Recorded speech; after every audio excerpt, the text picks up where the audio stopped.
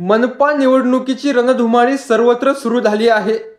AB फॉर्मचे वाटप ह्या पक्षाकडून सुरू झाले आहे. यांना एबी फॉर्म मिळाला नाही, यांना मिळाला. पण हा नेमकं एबी फॉर्म असतो तरी काय? चला तर समजून घेऊया आपल्या अगदी सोप्या भाषेमध्ये. एबी फॉर्म हा जरी एकत्रित शब्द वापरला जात असला तरी सुद्धा ए आणि बी हे अशी दोन वेगवेगळी फॉर्म आहेत.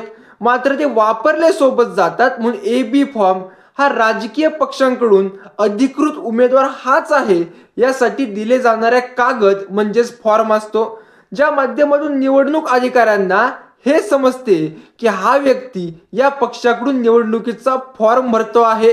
हा फॉर्म दिला नाही तर एका पक्षाकडून कोणी सुद्धा सांगेल की मला या पक्षाने सांगितलं आहे, मला त्या पक्षाने सांगितलं आहे.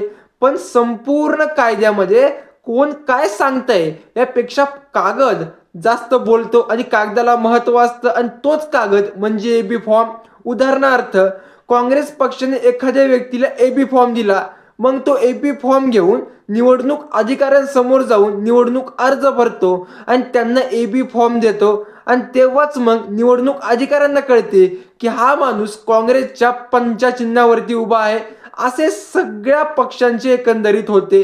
म्हणजे त्या पक्षाकडून जो निवडणुकीचा उभा आहे त्या पक्षाचं नाव, पक्षाच्या अध्यक्षांचं किंवा सचिवांची सही आणि शिक्का असतो. आणि बी फॉर्म मध्ये नमूद असतं की जो उमेदवार ठरवून दिला आहे त्याचे नाव ए फॉर्म मध्ये असते, तर बी फॉर्म मध्ये त्याच्या कागदपत्राअभावी किंवा कोणती तांत्रिक अडचण किंवा कायदेशीर अडचण आली आणि त्याचा फॉर्म बाद झाला तर त्याचा बॅकअप म्हणून, एस्ट्रॉ म्हणून जास्तीचा उमेदवार जो आहे हा नाही तर आमच्या पक्षाचा हा माणूस तुम्ही निवडणुकीला घ्या, त्याला संधी द्या, यासाठी असतो तो म्हणजे बी फॉर्म.